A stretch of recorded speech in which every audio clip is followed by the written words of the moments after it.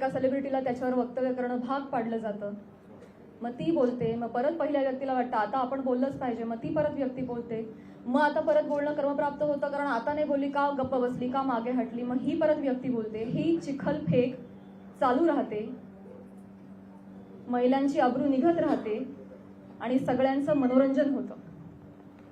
हे होऊ नये, सगळ्या समाज माध्यमांसमोर ही चिखलफेक होऊ नये म्हणून मी यात पडले नाही. मी शांत बसणं हा पर्याय स्वीकारला. या गटारात मी दगड टाकणं योग्य समजलं नाही.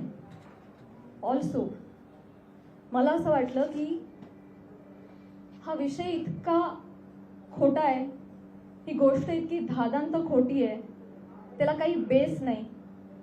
एका सांस्कृतिक कार्यक्रमामध्ये सत्कार स्वीकारताना काढला गेलेला एक फोटो, ती आमची एकमेव भेट, धन्यवाद हा एकमेव संभाषण, एक शब्द, याच्यावरून एवढी आवई उठावी, त्याला मी का प्रत्युत्तर देऊ?